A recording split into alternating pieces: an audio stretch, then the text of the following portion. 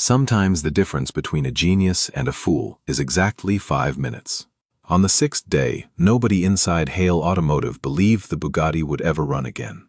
The hypercar sat in the center of a climate-controlled engineering bay surrounded by equipment worth millions of dollars. Diagnostic screens glowed across the room.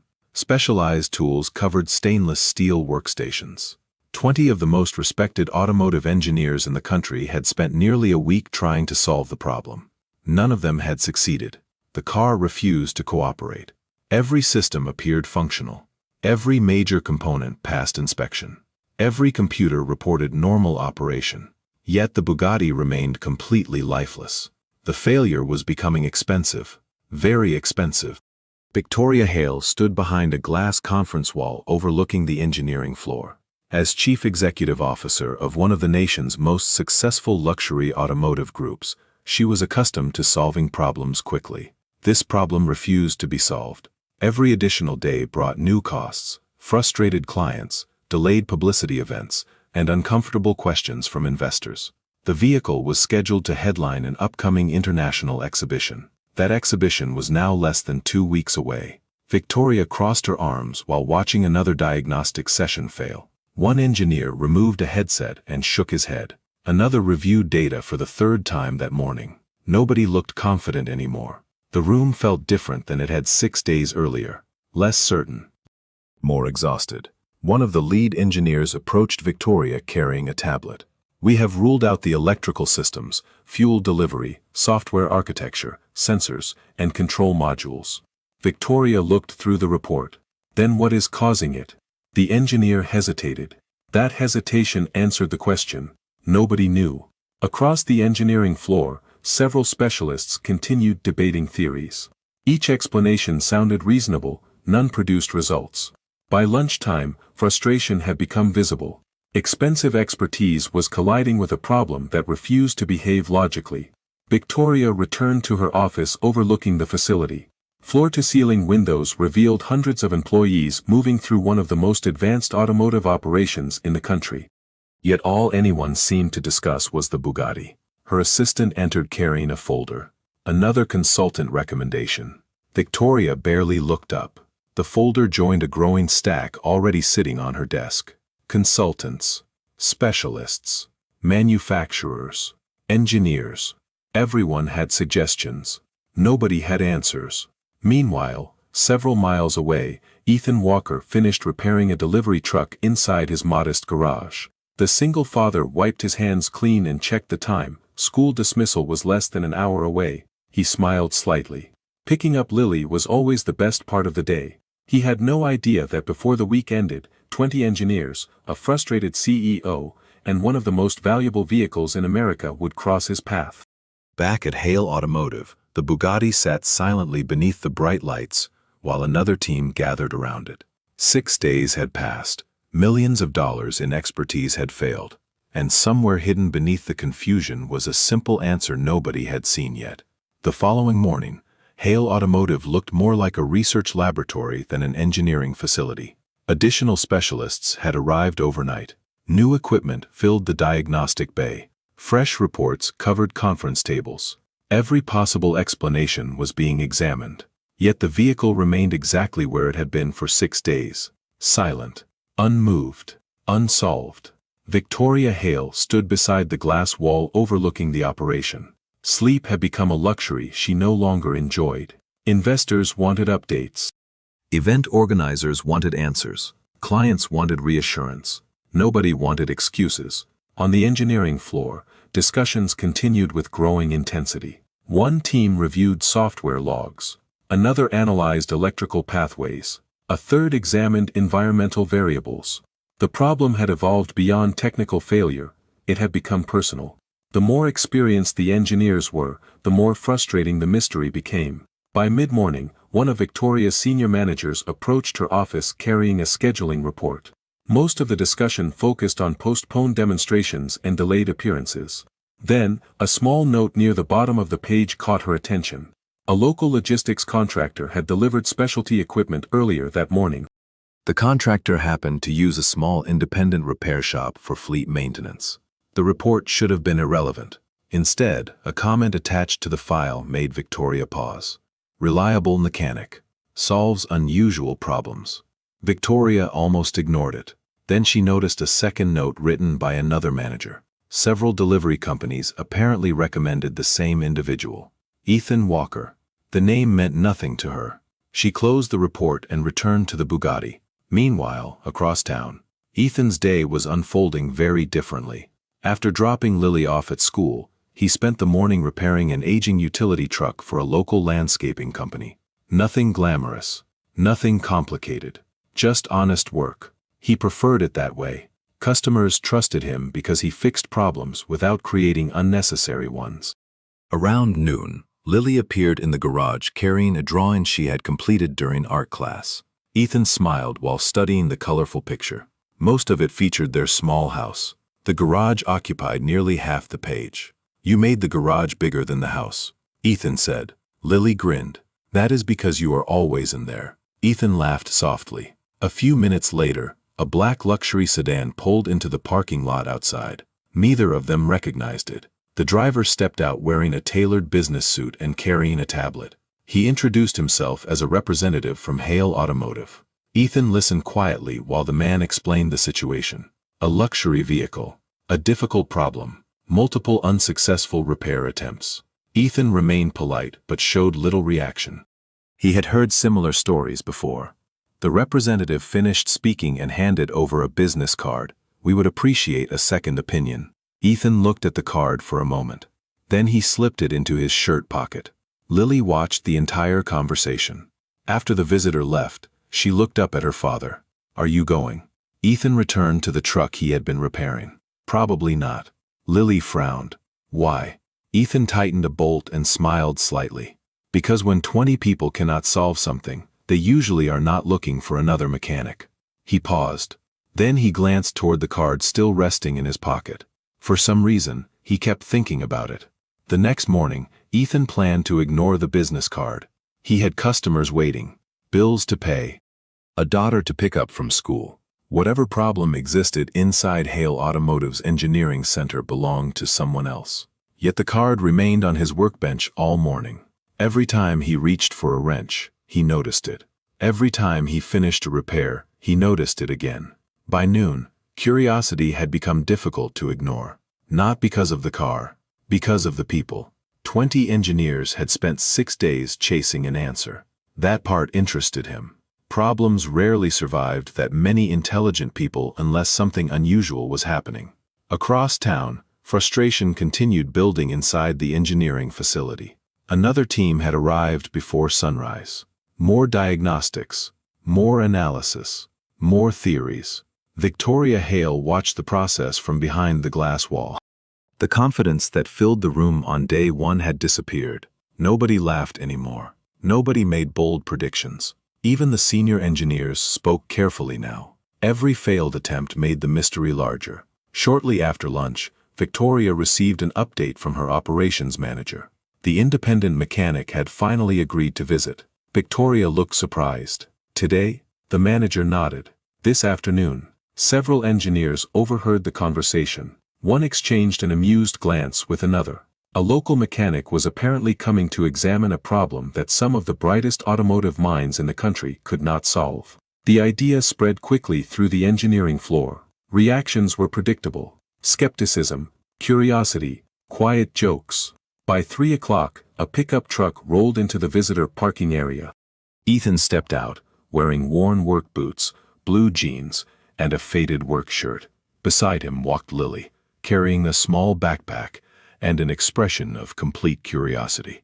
The security guard pointed them toward the main entrance. Inside the facility, polished floors reflected rows of luxury vehicles, worth more than most houses. Lily looked around carefully. "This place is huge." Ethan smiled. "It is." A few minutes later, they entered the engineering wing. Conversations slowed almost immediately. Several engineers looked up from their workstations. Some appeared confused. Others appeared amused. None appeared impressed. Victoria approached with professional courtesy. She had expected someone different. Older, perhaps. More corporate. Instead, she found a quiet mechanic accompanied by his daughter. Ethan shook her hand. "Thank you for coming," Victoria said. Ethan nodded, happy to take a look.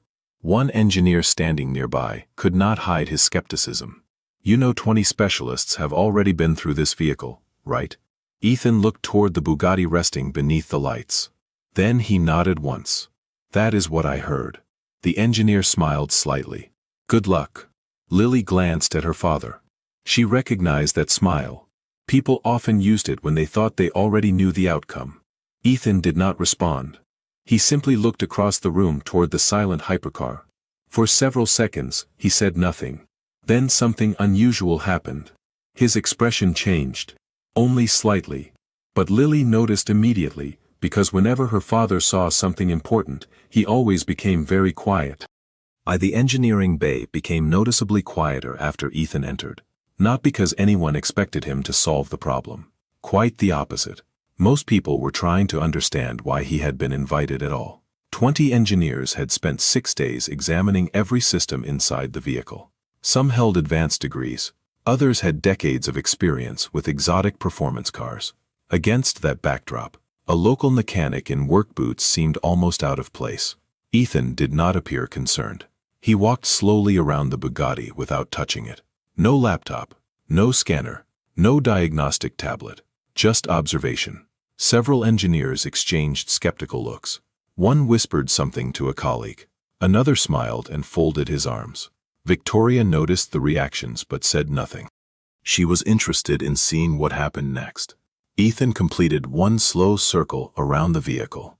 Then another. His attention seemed focused on details nobody else considered important.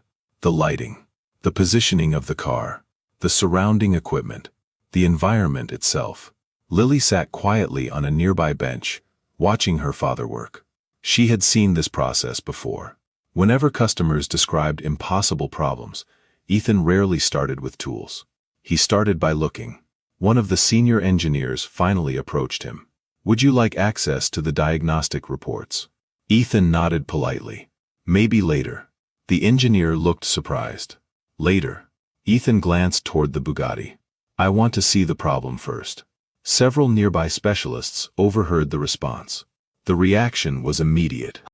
Confused expressions, raised eyebrows, a few quiet chuckles. To them, the problem had already been seen from every possible angle. That was precisely why they were stuck. Ethan continued his inspection. He crouched briefly near the rear section of the vehicle. Then he stood again. A few moments later, he examined the driver's compartment through the window. Still no tools. Still no questions. Just observation. Victoria found herself becoming curious. Most consultants arrived eager to demonstrate expertise. Ethan seemed completely uninterested in impressing anyone. The more people watched him, the less he appeared to notice. After nearly 10 minutes, he finally spoke. "Has the vehicle always been kept in this room?" The question caught everyone off guard. One engineer looked puzzled. "Of course." Ethan nodded slowly. Interesting.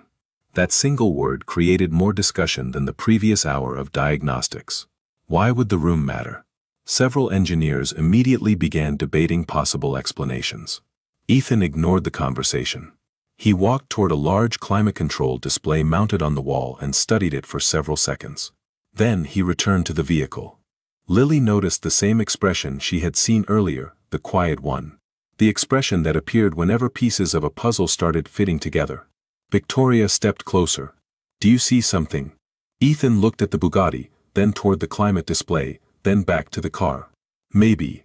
The answer frustrated almost everyone in the room. Maybe was not a diagnosis. Maybe was not a solution. Yet something about his tone caused Victoria to pay closer attention. Ethan was not guessing. He was thinking. And for the first time in 6 days, the room felt different. Not because anyone had found an answer. Because one person had started asking completely different questions. The room seemed to lean forward all at once. Engineers who had spent 6 exhausting days studying software architecture, sensor networks, electrical pathways, and performance systems now found themselves listening to a mechanic ask questions about room conditions. Nobody understood where he was going. That uncertainty made some of them uncomfortable. Ethan remained calm. He walked slowly toward the climate control display once more. The screen showed temperature stability, humidity levels, air circulation patterns, and environmental monitoring data. Everything appeared normal, yet he studied the information longer than anyone expected. Victoria watched closely. "What are you looking for?" Ethan glanced toward the Bugatti. "A pattern." One engineer folded his arms. "We already checked environmental variables." Ethan nodded. "I believe you." The answer was polite. It was also strangely disarming. He was not challenging anyone. He was simply continuing to think. Lily watched from the bench. She recognized another familiar sign. Her father had stopped looking at the vehicle directly. Whenever that happened, it usually meant he was thinking about something connected to the problem, rather than the problem itself. Ethan walked around the Bugatti once again. This time his attention focused on details outside the vehicle. The positioning of support equipment, the charging systems, the monitoring devices, even the overhead lighting. Several engineers exchanged confused looks. One quietly checked his watch. Another returned to reviewing diagnostic logs. The local mechanic seemed more interested in the room than the car. Then Ethan stopped. He stood perfectly still beside the driver's side door. His eyes moved from the climate control display to a monitoring panel mounted several feet away. Then back again. For the first time since arriving, he smiled slightly. It lasted less than a second. Lily noticed immediately. So did Victoria. "You found something," Victoria said. It was not a question. Ethan looked toward her. "Maybe." Several engineers sighed. The word was becoming frustrating. Yet Ethan still refused to rush. He approached the Bugatti and gently placed one hand against the roof. Not to repair anything. Not to test anything. Simply to think. The engineering bay had become completely silent. One of the lead specialists finally stepped forward. "If you have a theory, we would like to hear it." Ethan considered the request. Then, he shook his head. "Not yet." That answer triggered another round of skeptical expressions. Yet Victoria noticed something different. For the first time in nearly a week, someone in the room appeared confident. Not arrogant, not excited, confident. There was a difference. Ethan looked at his watch, then at the Bugatti, then at the climate display once more. Finally, he turned toward Victoria. "May I ask one favor?" "Of course." Ethan pointed toward the vehicle. "When I start looking inside the car, I would like nobody to interrupt me for 5 minutes." The room grew quiet again. 5 minutes. After 6 days of failed diagnostics, that request sounded almost absurd. Several engineers exchanged amused glances. One quietly shook his head. Yet Victoria never looked away from Ethan. Something about his certainty made her curious. 5 minutes, she asked. Ethan nodded once. That should be enough. Across the room, Lily smiled. Because she knew exactly what those words meant. Her father had stopped searching. He had started confirming. The room settled into complete silence. Even the engineers who had spent the last hour exchanging skeptical looks stopped talking. Something about Ethan's confidence made interruption feel inappropriate.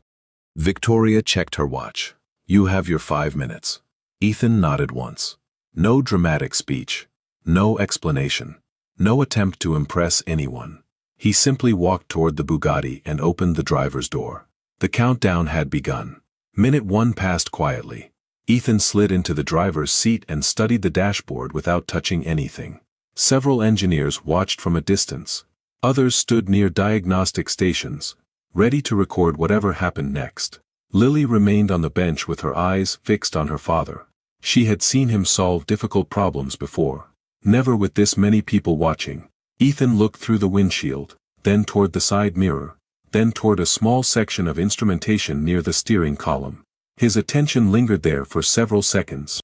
One engineer frowned. Another quietly stepped closer. Minute 2. Ethan stepped back out of the vehicle and walked slowly around it once more. Not inspecting major systems. Not examining expensive components. Looking, comparing, confirming. The lead engineer exchanged a puzzled glance with a colleague. Nothing Ethan was doing matched the diagnostic procedures they had followed for 6 days. Yet his focus never wavered. He seemed to know exactly what he was searching for. Minute 3. Ethan stopped beside a monitoring panel positioned near the vehicle. His eyes moved between the display and the Bugatti several times. Then he smiled slightly. The expression lasted only a moment. Victoria noticed immediately. So did Lily. Across the room, the engineers began paying much closer attention. The atmosphere changed. Skepticism slowly gave way to curiosity. Ethan was no longer wandering. He was narrowing. Minute 4. He returned to the driver's compartment and reached toward an area that had been inspected countless times throughout the week. One engineer quietly shook his head. Another whispered that the location had already been checked repeatedly. Ethan did not respond. He continued studying the same area with remarkable patience. Then he paused. For several seconds, he simply looked at something nobody else seemed to notice. The engineering bay felt frozen. Minute 5. Ethan slowly stood up and stepped away from the vehicle. The movement surprised everyone. Several engineers looked confused. Victoria glanced at her watch. Exactly 5 minutes. Ethan looked toward the climate control display mounted across the room. Then he looked back at the Bugatti. Finally, he turned toward Victoria. "I think I know why it is happening." Nobody spoke. 20 engineers stared at him.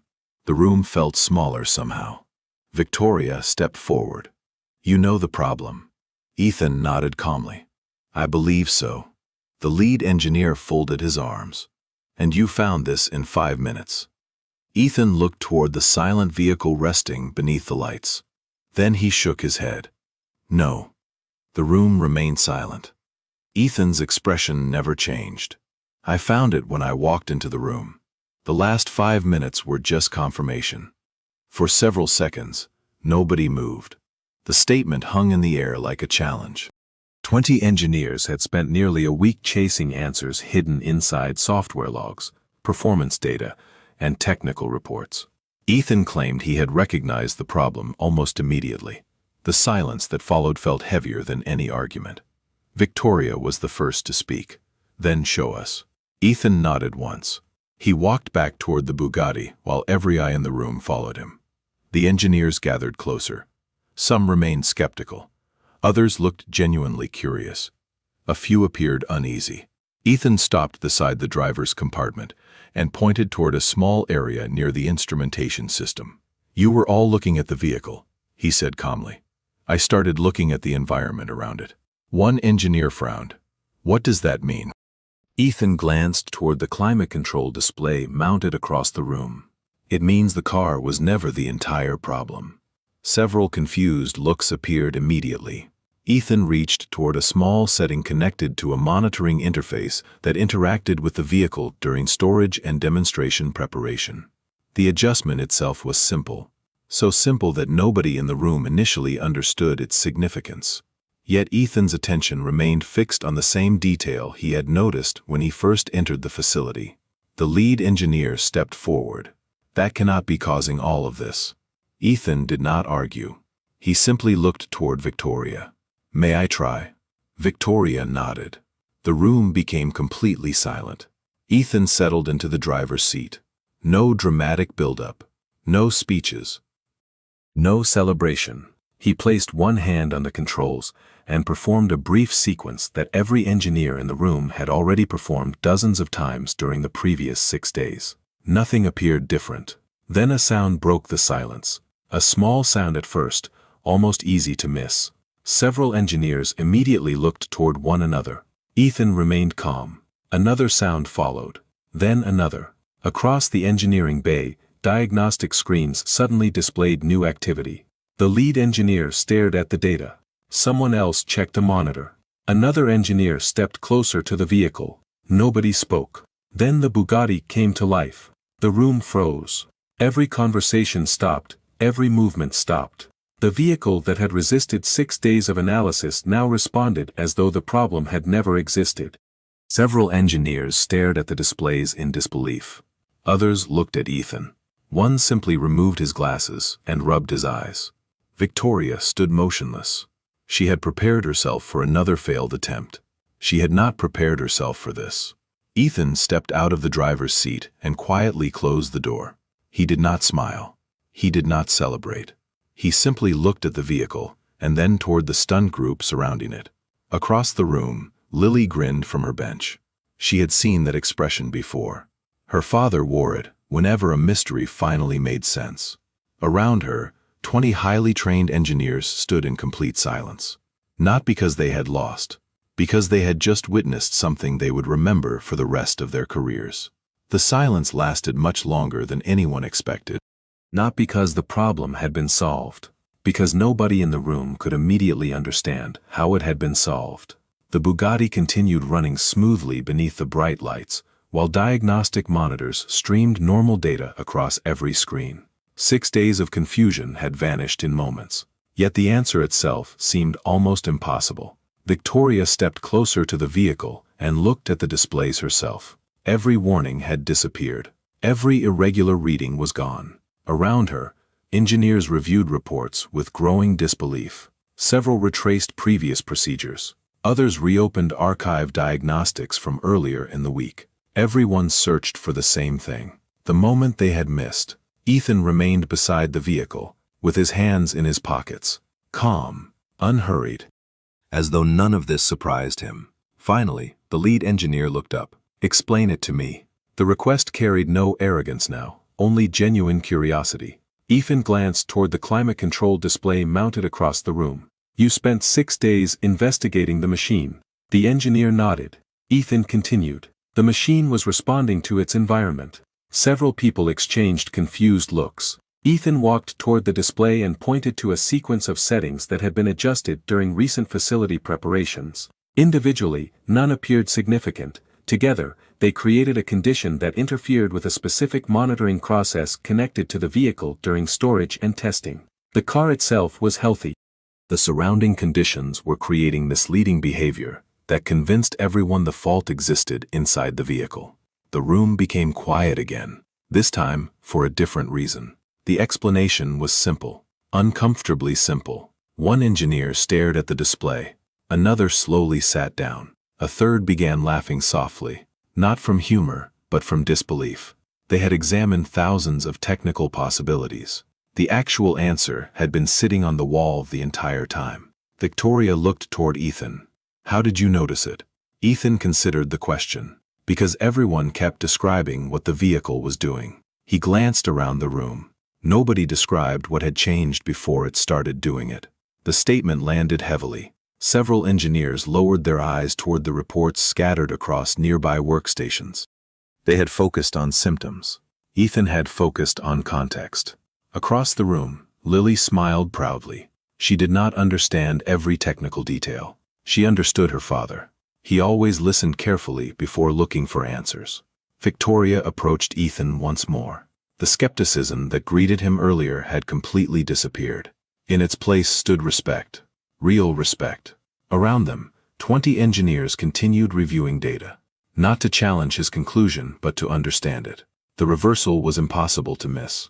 Hours earlier, Ethan had been the outsider. The mechanic in work boots. The man nobody expected to matter. Now the entire room was studying his reasoning.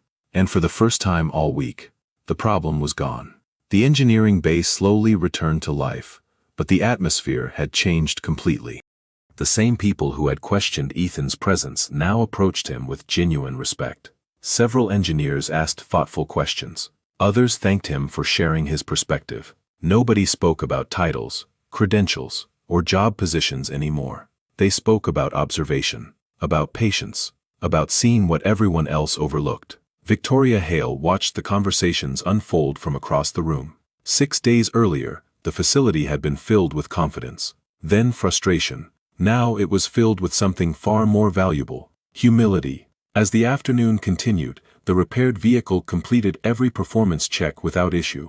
Diagnostic reports confirmed stable operation. Testing teams verified the results repeatedly. The mystery was officially over.